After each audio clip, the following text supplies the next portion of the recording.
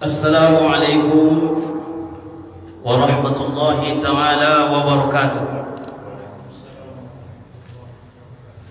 Alhamdulillahi rabbil alamin, wassalatu wassalamu ala ashrafil anbiya'i wal mursalin wa ala alihi wa sahbihi ajma'in. سبحانك لا علم لنا إلا ما علمتنا إنك أنت العليم الحكيم. رب اشرح لي صدري ويسر لي أمري واحلل عقدة من لساني يفقهوا قولي. اللهم انفعنا بما علمتنا وعلمنا ما ينفعنا وزدنا علما. Bapak Ibu jamaah masjid yang senantiasa dirahmati Allah, puji serta syukur kehadirat Allah Subhanahu wa ta'ala yang masih senantiasa memberikan kita taufik dan inayahnya sehingga kita senantiasa bisa mendekatkan diri kepadanya. Salawat beriring salam, begitu juga tidak jenuh di antara kita untuk menghadiahkan keruh junjungan kita Nabi besar Muhammad sallallahu alaihi wasallam. Bapak Ibu yang senantiasa dirahmati Allah,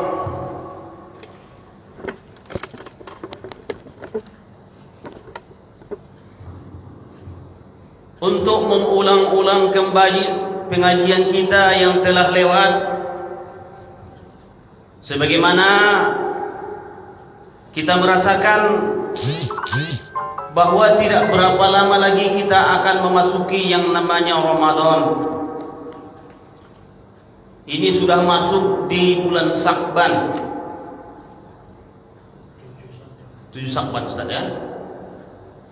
Tentu ada beberapa rambu-rambu yang diajarkan oleh agama kita kepada kita dalam hal untuk menjalani puasa. Sebelum-sebelumnya kita sudah menyinggung tentang apa yang membatalkan puasa, sunnah-sunnah puasa, hari-hari yang diharamkan berpuasa. Pada malam hari ini tentang kifarat. Bagi orang yang melanggarnya, maka orang itu akan mendapatkan kifarat, wajib qada dan wajib bayar kifarat. Apakah ini ada dalilnya? Ada. Hadis ini diriwayatkan oleh Imam Al-Bukhari dan Muslim. Begitu juga disebutkan oleh Imam Abu Dawud. Begitu juga disebutkan oleh Imam Al-Baihaqi. Komentar Imam Al-Baihaqi, tentu hadis ini sudah sahih kalau sudah diriwayatkan oleh Imam Al-Bukhari dan Muslim.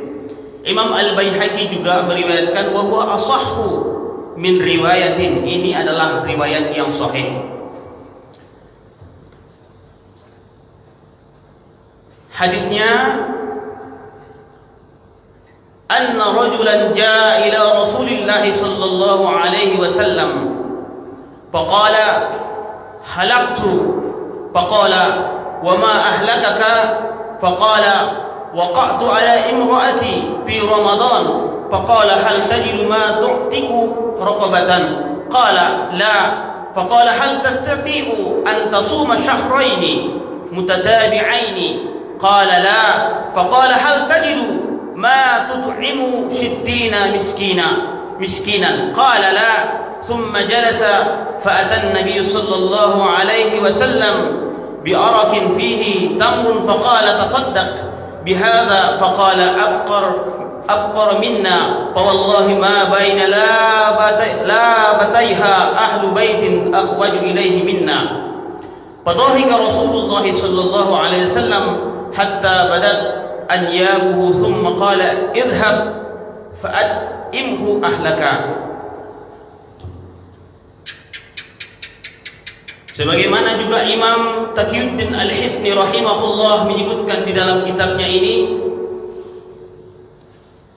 dalam hal menjelaskan hadis yang tadi, sesungguhnya Rasulullah sallallahu alaihi wasallam didatangi seseorang. Dia mengatakan, halaktu, celakalah aku ya Rasulullah, celakalah aku ya Rasulullah. Dijawab oleh Rasulullah, kenapa engkau celaka? Sesungguhnya aku ya Rasulullah sudah mendatangi istriku di bulan Ramadan. Terus dijawab oleh Nabi, apakah engkau sanggup untuk memerdekakan seorang hamba? Di sini kita buat termasuk di antaranya bahwa yang pertama kali dalam membayar kifarat puasa itu adalah memerdekakan seorang budak.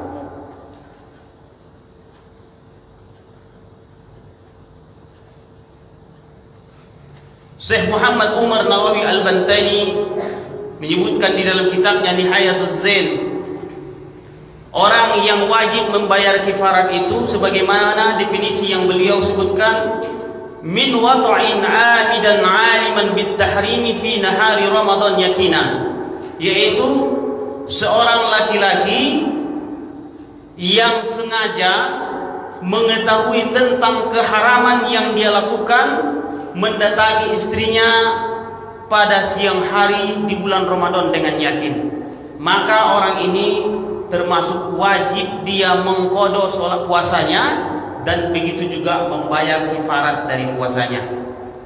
Bagaimana kalau dia tidak bayar kifaratnya? Hukumnya haram dan berdosa. Jadi tentu orang yang sengaja melakukannya, mohon maaf Bapak Ibu yang dirahmati Allah, di saat dia mendatangi istrinya, berkebetulan saat itu dia sudah sedang puasa, maka wajiblah dia bayar kifarat dari puasanya. Di sini Syekh Muhammad Arsad Al-Banjari di dalam kitabnya yang bernama Sabilul Muhtadin menyebutkan, begitu juga Imam Nawawi menyebutkan dalam kitab Minhajut Talibinnya, bahwa yang wajib membayar kifarat itu adalah laki-lakinya. Di saat dia datangi istrinya, maka suami itu wajib membayar kifarat, istrinya tidak wajib membayar kifarat. Ini laki-laki yang mendatangi istrinya. Di sini para ulama membuat beberapa kriteria bahwa orang yang tidak wajib membayar kifarat itu diantaranya adalah Syekh Muhammad Asad Al-Banjari menyebutkan ada beberapa kalangan diantaranya yang tidak wajib kifarat dan tidak batal puasanya. Yang pertama, kata beliau, orang yang mendatangi istrinya dalam keadaan lupa, dia tidak tahu bahwa itu hukumnya haram. Mendatangi istrinya dia lupa, dia kira tidak puasa. Ini orangnya tidak wajib bayar kifarat. Baru yang kedua, orang yang jahil dalam agama ini, yaitu jahil dalam agama ini, dia tidak tahu tentang keharamannya disebabkan dia baru masuk Islam, atau mungkin dia jauh dari ulama, dia tidak pernah bertanya tentang ilmu. Orang ini tidak wajib membayar kifarat, tapi dengan catatan wajib belajar terus menerus. Ini dia. Sebagaimana Allah menyebutkan, fas'alu ahlaz dzikri in kuntum la ta'lamun. Tanyalah orang yang lebih tahu jika kalian tidak mengetahui. Jangan dipaksa-paksakan. Kadang bahasa Arabnya hanya sedikit, bermodalkan sedikit, hanya bermodalkan terjemahan, dia pahami sendiri. Maka ujung-ujungnya muncullah yang disebut dengan tafsir jalan lain. Bukan tafsir jalan lain, jalan lain, aneh tapi nyata. Apa katanya? Wala tusyrikul musyrikati hatta tu'min. Janganlah kalian menikahi orang-orang musyrik sampai mereka beriman. Apa kata dia? Ayat ini kan diturunkan di Makkah. Surahnya Makkiyah, berarti musyrik yang di sini adalah musyrik Makkah. Dia akal-akal.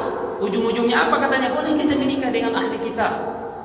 Karena ayat ini tujuannya kepada orang muslim yang berada di kota Makkah.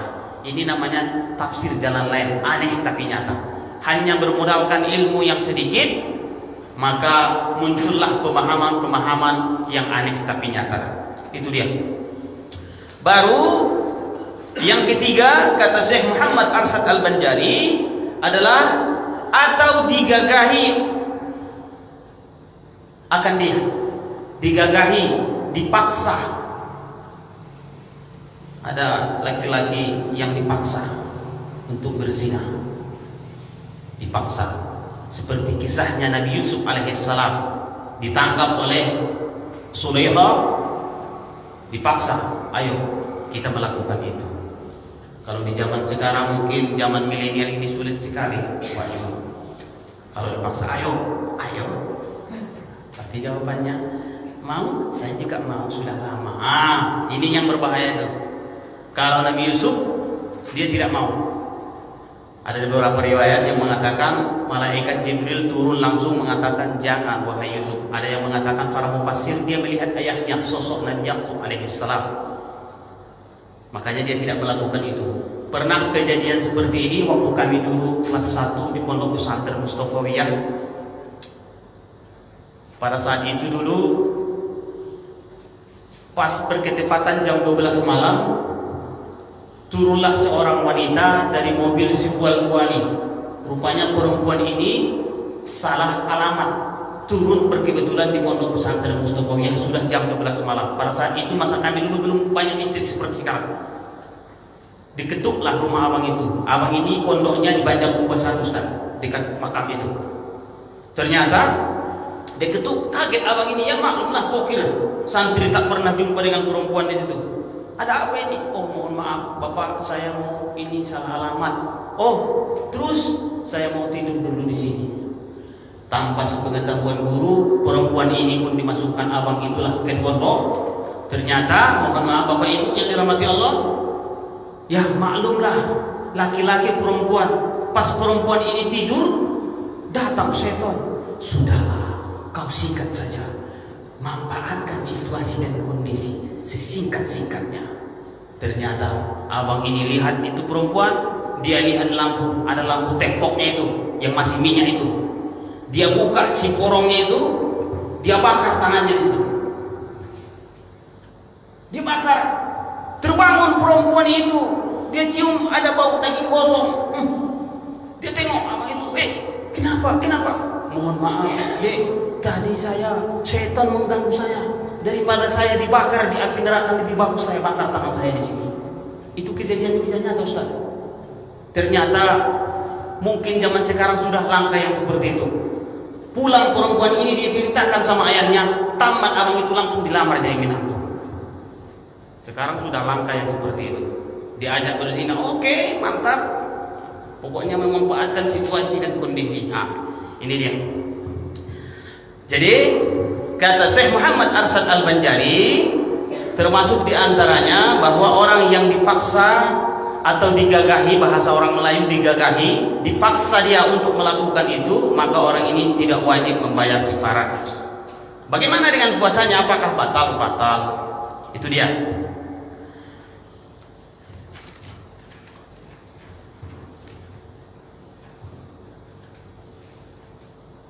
Dan kifaratnya yang pertama kali di saat seseorang itu, mohon maaf Bapak Ibu yang dirahmati Allah, di saat dia berhubungan dengan istrinya, maka wajiblah dia mengqadha puasanya baru membayar kifarat. Kifarat yang pertama adalah memerdekakan budak. Zaman sekarang tidak ada lagi budak. Makanya Syekh Muhammad Ismail bin Daud Al-Fatani dalam kitabnya Mathala Al-Badrin tidak memasukkan itu lagi. Karena terakhir kalau tidak salah era-era tahun 90-an itu baru dihapuskan oleh PBB, UNESCO. Yang terakhir yang masih ada perbudakannya di daerah Ethiopia, Habasah zaman dulu Ustaz. Itu terakhir dihapuskan, tidak ada lagi perbudakan. Boleh kita milik seseorang, kita bawa ke rumah kita. Kita mau terserah. Nah, ini kata ya syarat yang pertama kali di saat seseorang itu ingin membayar kifaratnya adalah memerdekakan budak. Nah, ini tidak ada lagi. Baru yang kedua adalah puasa 2 bulan berturut-turut. Puasa 2 bulan berturut-turut. Lain dari puasa bodohnya. Dia umpamanya di hari yang pertama dia batal karena melakukan itu, wajib dia qada, diganti di hari yang lain. Baru sesudah itu dia puasa 2 bulan berturut-turut. 2 bulan berturut-turut. Kalau sekiranya batal 1 hari, sebagaimana Syekh Muhammad Ismail bin Daud Al-Qadhani menyebutkan, kalau sekiranya dia sudah puasa 10 hari, tiba-tiba di hari yang ke-11 batal, maka diulang lagi dari awal. Diulang lagi dari awal. Makanya di sini juga sahabat itu ditanya oleh Rasulullah, "Hal tastati'u an tasuma syahraini mutatabi'ain?" Faqala la. Apakah engkau sanggup, kata Rasulullah, puasa 2 bulan berturut-turut? Tidak ya Rasulullah, 1 hari saja sudah begini ya Rasulullah. Nah, puasa 2 bulan berturut-turut, sebagaimana para ulama mengatakan bahwa bagaimana dengan puasa ini tetap wajib. Cuman 2 yang tidak mewajibkannya dia bayar lagi. Apa itu? Yang pertama, orangnya gila. Kalau sudah gila orang ini, tak wajib lagi dia bayar kifaratnya. Yang terakhir adalah orangnya meninggal dunia. Tidak wajib lagi dia bayar puasanya yang 2 bulan berturut-turut itu. Baru yang terakhir adalah memberikan makan kepada orang fakir atau miskin sejumlah 60 orang. Di saat kami dulu mengaji di pondok, kami tanyakan, bagaimana ini? Sampaikan oleh guru itu di dalam kitab Hasyiah Syarqawi juga menyebutkan bahwa di saat kita memberikan makan, maka disertakan dengan lauk pauknya. Untuk 1 orang 60 orang lengkap dengan lauk pauknya. Itulah termasuk di antaranya. Nah, di sini sebagaimana Imam Nawawi menyebutkan di dalam kitab Majmu' Dzarhul Mu'adzab, termasuk di antaranya Imam Malik mengomentari tentang hal ini, manakah yang lebih utama di antara yang 3 kifarat yang 3 tadi? Manakah yang kita pilih? Kata Imam Malik, lebih utama adalah memberikan makan kepada 60 orang. Mana dalilnya? Dari hadis ini. Memberikan 60 orang. Sedangkan Imam Al-Auza'i juga berkomentar bahwa bagaimana dengan orang yang tadi yang puasa 2 bulan berturut-turut. Cuman Imam Al-Auza'i yang seperti itu. Apa kata Imam Al-Auza'i? Bahwa di saat seseorang itu puasanya sudah 2 bulan berturut-turut, tidak wajib lagi qada. Tapi kalau dia memilih tentang memberikan makan 60 orang atau memerdekakan budak, maka wajib dia qada. Itu adalah pendapat Imam Al-Auza'i.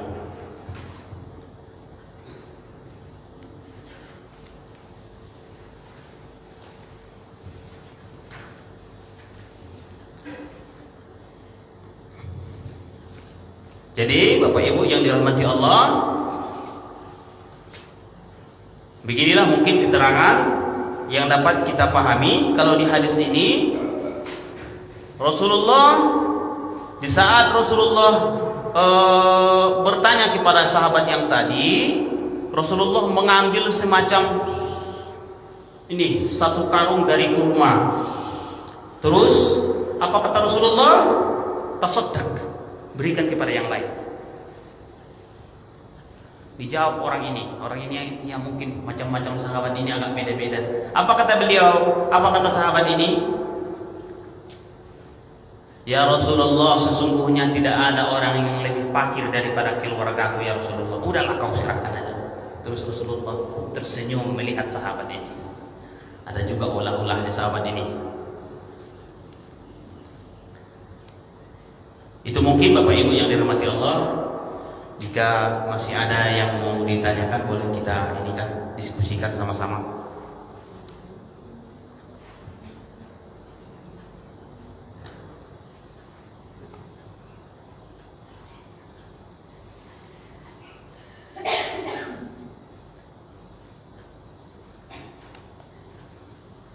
Ini Ustaz berlaku kepada suami istri. Suaminya saja, Pak John.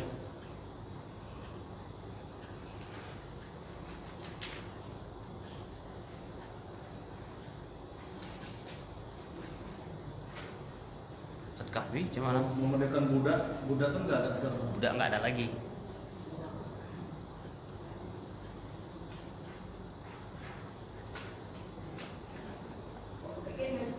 Iya, Bu. Oh, kalau umpamanya dia kan ada puasa. Sebelum imam sengaja dia berbuka puasa bagaimana? Apakah kafar ini berlaku atau tidak? Ya.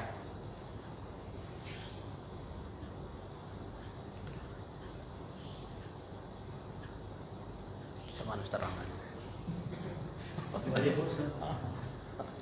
Dia buka dulu maksudnya. Nah, buka dulu, entah makan atau minum, ya kan? Cuman. Nah, jadi ini pernah jadi problematika juga, Ibu yang dirahmati Allah. Bagaimana dengan ini? Jadi ada yang mengatakan bahwa apabila dia makan dulu atau minum sebelum melakukan itu tidak wajib kifarat. Yang jadi masalah itu adalah di saat langsung melakukan itu. Ini mohon maaf Bapak Ibu yang dirahmati Allah, memang kajiannya agak vulgar sedikit. Ini biasanya memang orang-orang yang baru-baru menikah biasanya itu. Karena pernah suatu ketika Rasulullah didatangi 2 orang, pertanyaannya sama. Ada orang tua datang, ya Rasulullah, sesungguhnya aku tidak tahan puasa ya Rasulullah. Tidak apa-apa, silakan Bapak. Tapi wajib bayar fidyah. Datang lagi seseorang, ya Rasulullah, masih muda dia. Aku tak tahan ya Rasulullah. Kenapa tidak tahan? Karena aku masih muda, baru nikah ya Rasulullah. Tak tahan, ku tengok istri dulu. Kau tak boleh membatalkan puasamu. Biasanya seperti itu Pak Jan. Jadi biasanya yang muda-muda. Jadi untuk menghilangkan itu makan minum dulu. Tapi wajib qadha, wajib diganti di hari yang lain. Terus dia tetap juga berlaku ini. Enggak. Kifaratnya tidak. Kifaratnya itu pada yang belum berpuasa. Ya. Puasa itu yang membatalkan. Dia langsung membatalkan puasa. Nah, puasa langsung ke situ. Langsung masuk ring. Jadi kalau Puasa langsung di situ. Masuk kalau ring. sudah kita batal dulu for action. Wajib bayar qadha, tapi kifaratnya enggak. Kifaratnya tidak. Kifaratnya tidak. Oh, praktek mana sudah Bang tanya-tanya. Masalahnya kan Bang, kan di bulan Ramadan. Iya. Itu nggak boleh. Ya. Apa yang nggak boleh? Walaupun dibatalkan ya, tapi di Ramadan di siang hari. Ya. Action dia. Ya. Itu memang ya. Iya kan? Kifaratnya itu Kifarat. Jadi seperti ini Pak John. Kifarat itu sebagaimana keterangan dari yang kita dapatkan. Mohon maaf Bapak Ibu yang dirahmati Allah. Kalau sekiranya puasa tanpa ada ini langsung masuk ring seperti itu, maka wajib bayar kifarat dan wajib qadha. Nah, di sini tadi sudah dijelaskan yang wajib kifarat itu laki-lakinya, bukan perempuannya. Karena sebetulnya ya, karena memang kuncinya mohon maaf itu biasanya di laki-laki. Kalau sabar biasanya insya Allah. Makanya Allah mengatakan uhilla lakum lailatas siyamir rafasu ila nisaikum. Bahasa yang digunakan Allah itu sangat ini sekali. Sangat lembut. Hunna libasul lakum wa antum libasul lahun. Bahasanya lembut sekali. Dihalalkan bagi kalian bersenda gurau, bercanda dengan pasangan kalian. Kalian adalah pakaian mereka dan mereka adalah pakaian kalian. Bahasa yang digunakan Allah itu sangat lembut sekali. Jadi kalau sekiranya tak tahan, kalau Nabi termasuk diantaranya untuk bisa mengontrol ini syahwat yang terlalu tinggi adalah puasa. Biasanya di awal-awal, tapi kalau sudah 10 ke atas, 15 sudah lemas itu. Berdiri pun waktu sudah gemetar kakinya. Makanya kalau puasa jangan sistem balas dendam. Memang tak makan satu hari, tapi di saat buka itu 10 piring itu diletakkan di depannya. Tak boleh ada yang boleh lewat dari situ. Di sistem balas dendam. Nah, kalau sudah balas dendam, syahwatnya balik lagi. Itu dia begitu aja. Ini Ustaz. Ya. Mungkin aja bukan dia karena tak tahu ilmu tentang itu. Misalnya di hari itu dia sakit. Jadi karena sakit itu dia tak berpuasa. Ya. Dibelinya obat-obat. Ah. Di siang hari segar badannya. Ya. Didatanginya istrinya. Ya. Walaupun istri Ramadan kan. Ya. Dia rasa apa hari ini tidak puasa. Ya. Nah itu dia pertanyaan. Bisa aja suatu ketika itu terjadi apa kita. Iya, betul. Jadi karena itu dia melakukan, tapi dia udah pasti mengkodok karena dia orang Iya, dia sakit itu. Hmm. Nah itu apakah kena kifarat? Karena kan di bulan Ramadan, Iya, betul. walaupun dia awalnya memang tidak Iya. puasa karena sakit. Gitu. Iya. Kajian ini para ulama sebagaimana Imam Nawawi dalam kitab Majmu' Sharhul Muhadzabnya, begitu juga Taqiyuddin Al-Hisni rahimahullah juga menyebutkan itu, bahwa karena tadi awalnya itu sudah masuk dia sakit, itu sudah masuk dalam kategori rukhsah. Dan titik dasarnya tadi juga kita sebutkan bahwa karena dia memang puasanya dibatalkan karena dia sakit, itu sudah pasti dia makan dan minum. Bagaimana kalau sekiranya dia melakukan itu di siang hari? Apakah wajib kifarat? Tidak. Cuman kodonya wajib. Itu dia biasanya.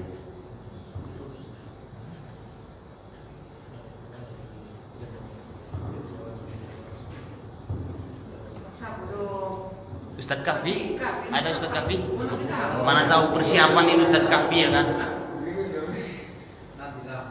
Ustadz Kahfi karena tidak berapa lama lagi dia ya kan? Jadi apa Ustaz? Ini posisi puasa kan perempuan kan berhalang. Iya betul. Dia tinggal puasa. Jadi kalau dia masuk lagi di bulan suci Ramadan yang akan datang belum dikurusnya. Puasanya yang lewat itu tetap dikurus. Pertama-tama bulan 3 bulan dia puasa. Cuman ini memang kajian kita orang-orang tua dulu memang ada yang menyinggung tentang itu. Bagaimana dengan perempuan yang tidak puasa? Biasanya kan perempuan ada tanggal merahnya sekali sebulan. Tiba-tiba belum sempat dia mengkodonya, tiba-tiba sudah datang lagi Ramadan. Ya, ini mungkin. Nah, kalau kita mengaji di pondok, guru-guru kita pernah mengatakan bahwa perempuan ini wajib mengkodok puasanya, baru sudah itu wajib bayar fidyah. Fidyatun ala ta'ami miskin. Ini yang pertama. Cuman ada seorang ulama dari Mesir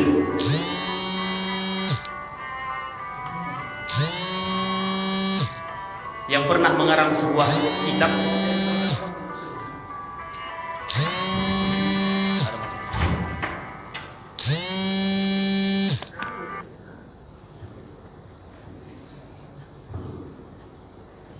Lupa saya nama ulamanya ini. Bahwa beliau menulis dalam kitabnya itu, pernah saya baca, apa kata beliau di dalam fatwanya itu? Kata beliau tak perlu membayar ini. Ada juga yang mengatakan bahwa puasanya berlipat-lipat. Ada juga yang seperti itu saja, berlipat-lipat. Sekiranya dia tidak ganti, maka dia double puasanya. Cuman keterangan ini belum saya dapatkan. Jadi kalau kita mengambilnya jalan tengah saja. Kalau sekiranya perempuan itu ingin mengkodok, maka kodoklah, tapi wajib bayar fidyah. Tujuannya untuk apa? Untuk memberikan efek ini. Ya, mumpung kan sekarang bulan Syakban. Kalau sekiranya perempuan ibu-ibu itu mau, puasa Senin Kamis pun tak terasa itu bisa terganti. Puasa Senin Kamis, puasa Senin Kamis tak terasa. Kita buatlah 1 minggu itu 2 kali. Kalau sudah 3 minggu saja mungkin sudah bisa terganti 6 hari. Karena kebiasaannya ibu-ibu kalau kita lihat di Asia Tenggara itu rata-rata masa menstruasinya itu adalah berkisar antara 1 sampai 7 hari. Ada yang sampai 15 hari itu sangat langka sekali, jarang-jarang kalau kita Asia Tenggara. Jadi biasanya kalau sekiranya ibu itu mau puasa Senin Kamis, ya sesekali ajak bapak-bapaknya kan, macam Pak Jualnya kan bisa juga itu. Ayo kita puasa kebersamaan itu. Karena kemesraan itu bukan hanya di awal, di akhir tetap mesra sampai tua. Sama-sama puasa, istri kita mau kodok, kita puasa sunnah. Puasa Senin Kamis tak terasa itu. Bangunkan jam 4. Ayo kita sahur. Insya Allah pasti terganti. Tapi kadang-kadang kenapa bisa ibu-ibu itu tinggal puasanya? Karena tidak ada kekompakan sama bapak-bapak. Bapak-bapak tidak masa bodoh dia. Usaha kerja untuk pekerjaan, kau yang meninggalkan puasa, tak mau tahu. Makanya tak jadi dikodok, ngurus anaknya lagi. Selesai anaknya, ngurus rumah lagi. Selesai rumahnya, ngurus bapaknya lagi. Tak selesai-selesai. Malam kadang-kadang tidurnya pun terganggu gara-gara anak-anaknya. Selesai anak-anaknya, bapak-bapaknya lagi muncul. Ini yang berubah. Kalau apa Ustaz, kalau wiladah atau nifas, pas kebetulan lahir 1 hari sebelum Ramadan, berarti 30 hari dalam bulan Ramadan itu 29 gitu kan? Sedangkan 6 hari aja saja dijadi, Ustaz. 1 tahun tuh. 1 tahun. Nah, dekat. Ini sampai 40 hari, bisa 30 hari nggak puasa. Iya. Gimana mengkodohnya? Ya betul. Ada juga memang dilema seperti itu. Ibu-ibu ini sebetulnya banyak juga ahli surga ya. Karena banyak itu ribet. Yang pertama dia melahirkan 1 hari sebelum Ramadan. Ternyata di bulan Ramadan itu dia wiladah, tak sempat puasa. Selesai Ramadan anaknya lagi 2 tahun. 2 tahun, mohon maaf Bapak Ibu yang dirahmati Allah, untuk menetekkan anaknya itu tadi. Kadang-kadang kalau ibu-ibu ini puasa ada juga yang berefek ke anaknya. Nah, kita ambil jalan rukhsah saja. Ada yang disebut dengan rukhsah. Kalau sekiranya dia tidak ada lagi harapan untuk mengganti itu, kapan lagi mau diganti? Pindah ke fidyah aja.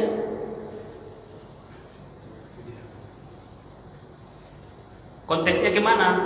Faman kana minkum maridun, jika kalian itu dalam posisi sakit, itu kan sudah masuk lemah dia itu. Makanya Syekh Muhammad Rasidri dalam kitab Tafsir Al-Manarnya juga mengomentari tentang itu. Kalau sekiranya ibu ini sudah melahirkan, mohon maaf 2 tahun lagi menetekkan anaknya, kapan lagi dia ganti itu? Tidak ada lagi harapan untuk menggantinya. Kalau sekiranya dia ganti pun akan lama. Maka ada di situ yang disebut dengan rukhsah, maka boleh diganti dengan fidyah.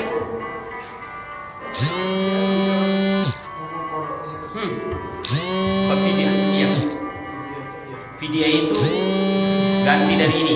Sebagaimana sebelumnya kita sudah menyinggung itu, fidyah itu 1 mud. 1 mud itu beras sekitar, kalau kami mengukurnya sekitar 2 kali 2 kali susu setengah yang sedang, jangan yang terlalu panjang. 1 hari 1 mud. Lebih setengah kilo lah. Tujuh aja ya, dikurang 6. Ada pasti 6 ton lah.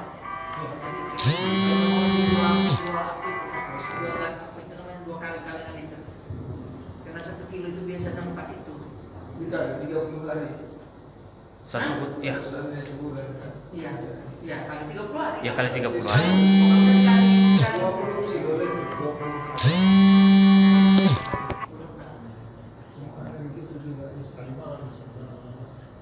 Ustaz terlalu apa ya? Kejadian gitu ya? Wah, ini ada belum Belum lunas. Kemarin 2 hari ini sama biasa bilang. Rupanya si anaknya bukan takut si mamanya. Anaknya. Si anaknya karena kan menyusui. Iya, iya betul. Nampaknya kurang apa, akhirnya nggak bernasi gitu, nggak padat dia karena si emaknya nggak makan. Ya udahlah, 2 hitungnya tinggal 13 itu, 13 tambahannya lagi berarti. Sebenarnya kalau anaknya hanya menyusui dia masih kuat gitu. Enggak, apa puasa. Ya, tawa ilfa tuh. Pak Jos, siapa? Fidyah ya. Tapi kalau udah dibayar fidyah tentang mengkodok puasa itu kita nggak usah ragu, itu udah hilang ya. Ya. Karena kan konteksnya itu sudah lemah. Tak mungkin lagi untuk menggantinya. Kalau tidak ada lagi istilahnya waktu untuk menggantinya itu tidak ada lagi harapan. Apalagi sudah ya kan melahirkan menetekkan anaknya itu 2 tahun, sudah 3 tahun. Apalagi diganti itu. Sama kayak orang tua saya sekarang. Kalau fidyah itu berarti kan yang kena fidyah itu perempuan ya. Apa bisa diwakilkan sama suami itu perempuan? Memang suaminya dia punya maju. Ya kan? Gimana tahu kan nggak bisa. Itu rusaknya gini. Istrinya harus izin dulu. Dulu baru. Kalau yang mana kasarnya juga itu. Pakai istri. Nanti istrinya dari kerjakan. Semua kerjaan. Ustaz, mak kita di rumah itu umurnya sampai 90. Iya, iya. Puasa itu setahu saya belum pernah tinggal puasa sunat Senin Kamis. Iya, betul. Ya kan? Insyaallah. Cuma di dalam bulan puasa kalau dia berturut-turut itu ada itu apanya? Yang bolong. Nah, maksud bukan bolong. Bukan bolong. Pasti dipaksakannya puasa itu tapi kan lemas betul. Ya. Nah, ketika saya bayar